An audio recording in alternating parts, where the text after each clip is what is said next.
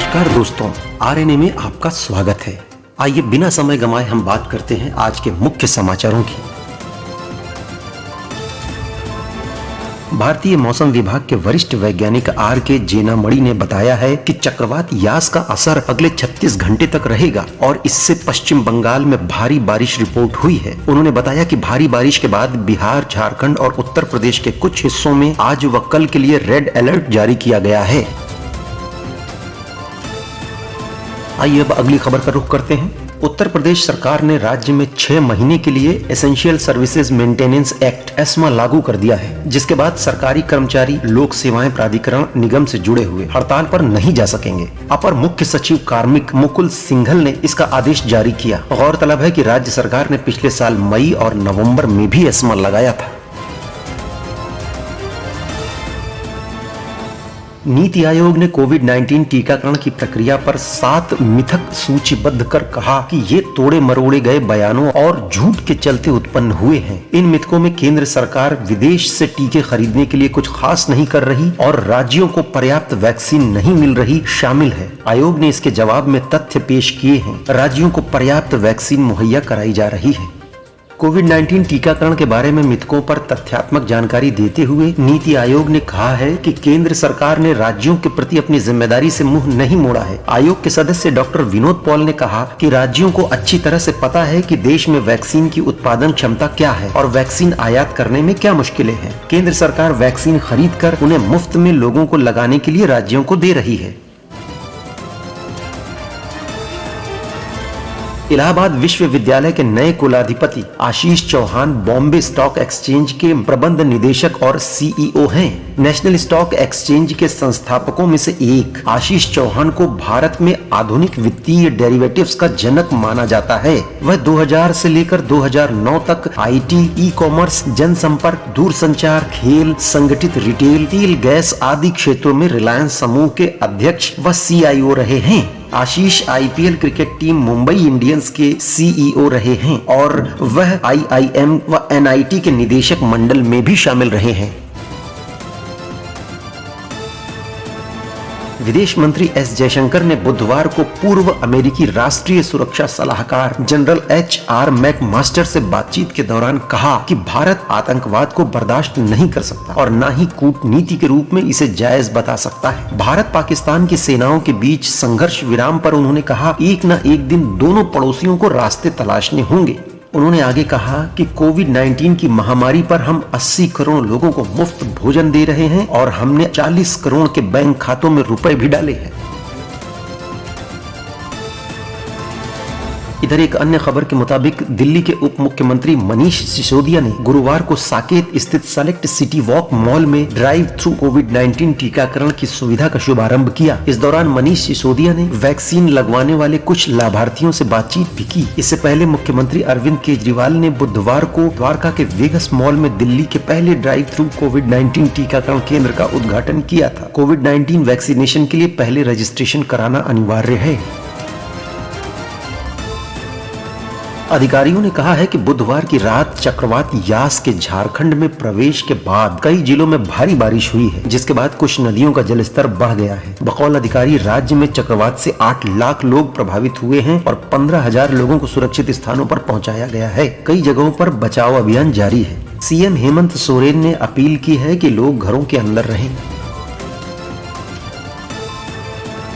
IMA ने गुरुवार को योग गुरु रामदेव के खिलाफ आईपी स्टेट थाने दिल्ली में शिकायत दर्ज कराई है। बकौल आईएमए रामदेव के अपराध के लिए उन पर महामारी रोक कानून 1897 सहित अन्य कानूनों के तहत भी कार्रवाई होनी चाहिए। दरअसल रामदेव ने कहा था कि कोविड-19 वैक्सीन लेने के बाद भी 10,000 डॉक्टरों की और एलोपैथिक दवाओं से लाखों लोगों की मौत हुई है। आईएमए ने रामदेव के खिलाफ एफआईआर दर्ज कराने की भी मांग की है।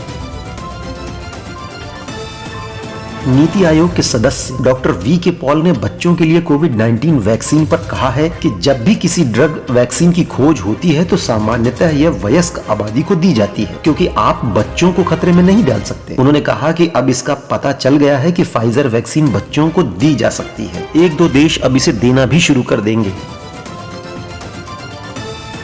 भारतीय रक्षा मंत्रालय ने बुधवार को बताया कि नाइट्रिक एसिड जैसे खतरनाक रसायनों के 1486 कंटेनर से लदे एक जहाज में कोलंबो श्रीलंका के करीब आग लग गई, जिसे बुझाने में भारतीय तटरक्षक की टीम भी मदद कर रही है। भारतीय व श्रीलंकाई दलों के अभियान की तस्वीरें वीडियो सामने आए हैं और काफी हद तक आग काबू में भी है। श्रीलंका में भारतीय उच्चायोग ने इस बारे में जानकारी दी।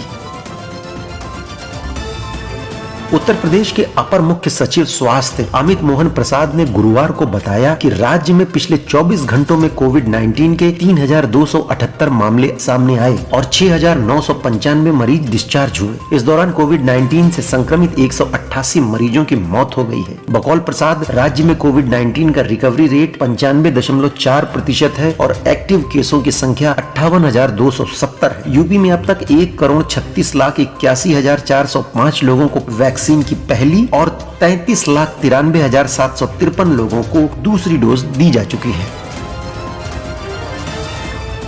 इधर एक अन्य खबर के मुताबिक गूगल के सीईओ सुंदर पिचाई ने कहा है कि गूगल तेजी से विकसित हो रहे प्रौद्योगिकी परिदृश्य के साथ तालमेल रखने के लिए नियामक ढांचे की जांच करने और उन्हें अपनाने वाली सरकारों के साथ काम करने व स्थानीय कानूनों का पालन करने के लिए प्रतिबद्ध है। गौरतलब है कि पिचाई का बयान भारत में नए आईटी नियमों के बीच आया है। सुंदर पिचाई ने कहा कि हम स्वतंत्र इंटरनेट मूल्यों को लेकर बहुत स्पष्ट है। इधर एक अन्य खबर के मुताबिक पंजाब सरकार ने राज्य में लागू कोविड-19 प्रतिबंधों को 10 जून तक बढ़ाने का ऐलान किया है। हालांकि सरकार ने कहा कि निजी वाहनों में यात्रियों की संख्या पर से प्रतिबंध हटाया जा रहा है, क्योंकि नए कोविड-19 के मामलों के साथ साथ सक्रिय मामलों में भी गिरावट आई है। गौरतलब है कि पंजाब में कोविड-19 के 50,549 मामले सक्रिय हैं। राज्य में अब तक कोविड-19 से 13,827 लोगों की मौत हो चुकी है। इधर पश्चिम बंगाल की मुख्यमंत्री ममता बनर्जी ने गुरुवार को राज्य में कोविड-19 प्रतिबंधों को 15 जून तक बढ़ाने की घोषणा की। बनर्जी ने कहा कि इन प्रतिबंधों से महामारी की स्थिति में काफी सुधार हुआ है, इसलिए 15 जून तक इसे बढ़ाया जा रहा है। बकौल बनर्जी, अर्थव्यवस्था को बचाने के लिए राज्य में पूर्ण लॉकडाउन नहीं लगाया जाएगा। पश्चिम बंगाल में अब तक कोविड-19 से कुल 14,827 लोगों की मौत हुई है। आधिकारिक आदेश के मुताबिक खुफिया agency research and analysis wing raw के चीफ सामंत गोयल और इंटेलिजेंस ब्यूरो आईबी के प्रमुख अरविंद कुमार का कार्यकाल 1 साल के लिए बढ़ा दिया गया है। दोनों ही अधिकारियों का कार्यकाल जून 2021 के अंत में खत्म होने वाला था। गौरतलब है कि गोयल व कुमार दोनों ही 1984 बैच के आईपीएस अधिकारी हैं। जून 2019 में दोनों अधिकारियों की नियुक्तियां हुई थी। दिल्ली में गुरुवार को कोविड-19 के 1072 नए मामले सामने आए, जबकि 117 और कोविड-19 से मौतें दर्ज की गयी। वहीं दिल्ली में पिछले 24 घंटों में कोविड-19 की पॉजिटिविटी दर 1.53% रिकॉर्ड हुई। राष्ट्रीय राजधानी में कोविड-19 के अब तक 16,378 केस एक्टिव हैं और अब तक कुल 14,22,549 मामले मिल चुके हैं, जिनमें 23,812 लोगों की मौत हुई है। दिल्ली में अब तक 13,82,359 लोग रिकवर भी हुए हैं। केंद्रीय रक्षा मंत्री राजनाथ सिंह ने बताया है कि डीआरडीओ द्वारा कोविड-19 मरीजों के इलाज के लिए विकसित 2-डीऑक्सी डी ग्लूकोज यानी 2DG दवा के 10,000 पाउच गुरुवार से बाजार में उपलब्ध हो जाएंगे। उन्होंने कहा कि इस दवा के नतीजे काफी अच्छे हैं। स्वास्थ्य मंत्री हर्षवर्धन और रक्षा मंत्री राजनाथ सिंह ने 17 मई को 2DG दवा का पहला बैच जारी किया था। डॉक्टर रेड्डीज लैब के सहयोग से विकसित हुई है 2DG दवा।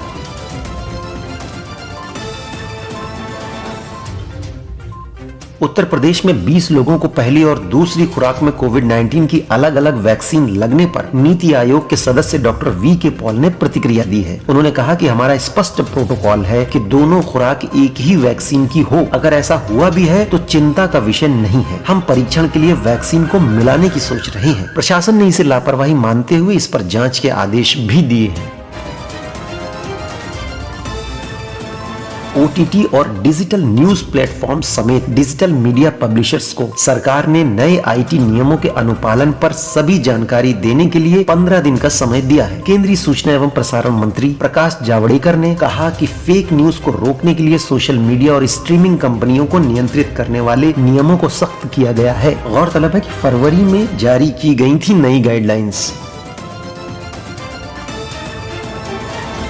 नए आईटी कानून और हालिया पुलिस नोटिस के बीच ट्विटर द्वारा भारत में अभिव्यक्ति की आजादी पर चिंता जताने के बाद केंद्र ने कहा है कि ट्विटर को इधर उधर की बातों को छोड़कर यहाँ के नियमों को पालन करने की जरूरत है। सरकार ने कहा कि कानून बनाना और नीति निर्धारण केवल संप्रभु सरकार का विशेषाधिकार है और ट्विटर सिर्फ एक सोशल मीडिया प्लेटफॉर्म है। उन्होंने कहा कि कानूनी नीति तय करने में ट्विटर की कोई भूमिका नहीं है।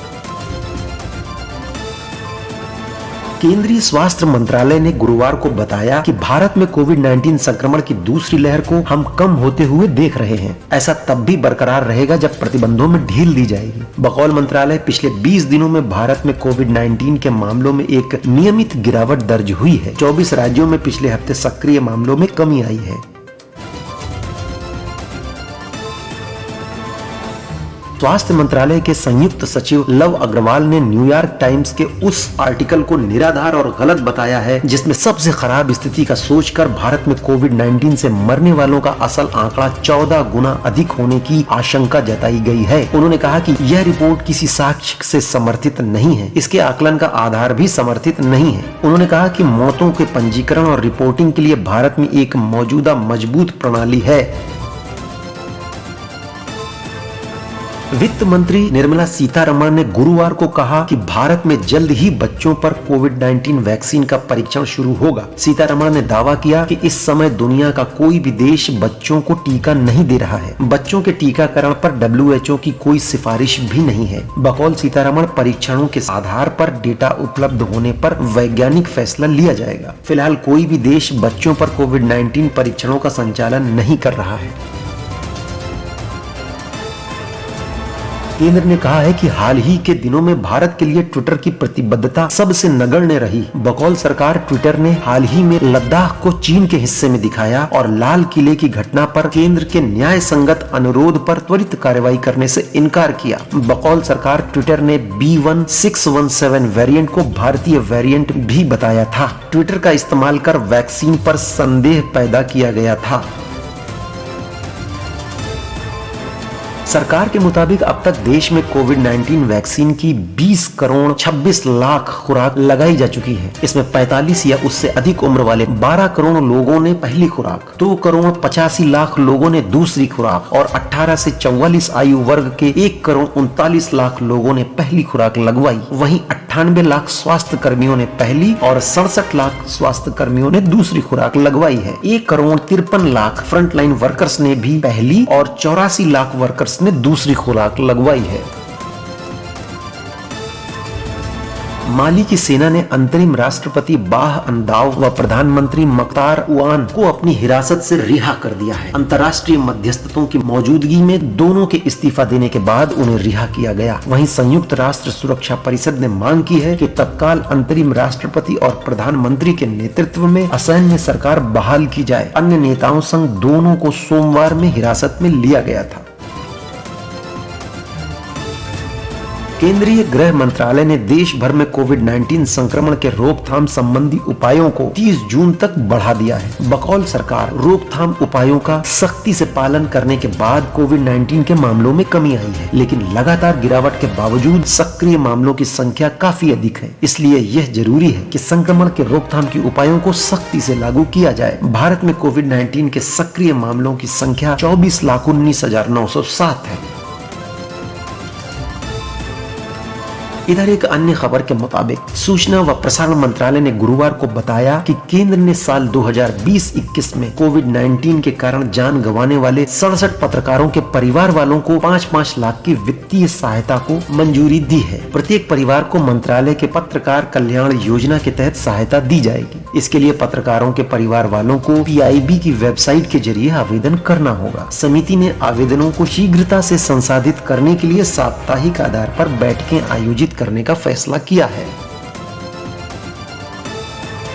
इधर एक अन्य खबर के मुताबिक केरल के मुख्यमंत्री पिनराई विजयन ने घोषणा की है कि कोविड-19 के कारण अपने माता पिता को खोने वाले बच्चों को एक मुश्त 3 लाख की आर्थिक मदद दी जाएगी। इसके अलावा मुख्यमंत्री ने कहा कि इन बच्चों को 18 साल की उम्र तक 2,000 रुपए प्रति महीने दिए जाएंगे। डिग्री स्तर की उनकी शिक्षा का खर्च भी राज्य सरकार उठाएगी। पेट्रोल और डीजल की कीमतें बेलगाम हो चुकी हैं। मई में अब तक 14 बार कीमतों में इजाफा हुआ है। साल भर में पेट्रोल की कीमतें 22 रुपए प्रति लीटर ज्यादा महंगी हो चुकी हैं। देश में पेट्रोल और डीजल की कीमतें रोजाना महंगाई के नए रिकॉर्ड बना रही हैं। कीमतें अब एक दिन छोड़कर बढ़ रही हैं। कल दाम बढ़े थे, आज फिर से कीमतें शांत हैं। मुंबई वालों को अब 1 लीटर पेट्रोल के लिए करीब 100 रुपए खर्च करने होंगे। कच्चा तेल अब भी अंतर्राष्ट्रीय बाजार में $70 प्रति बैरल के करीब पहुंच चुका है। इसलिए आने वाले दिनों में राहत की उम्मीद कम है। 4 मई से लगातार 4 दिन पेट्रोल डीजल के दाम बढ़े थे, जबकि चुनावों की वजह से इसके पहले 18 दिन तक पेट्रोल डीजल की कीमतों में शांति छाई रही थी। मई में पेट्रोल और डीजल अब तक 14 बार महंगा हो चुका है। मई में अब तक दिल्ली में पेट्रोल के रेट 3 रुपए 28 पैसे प्रति लीटर बढ़ चुके हैं, जबकि डीजल इस महीने 3 रुपए 88 पैसे प्रति लीटर महंगा हुआ है।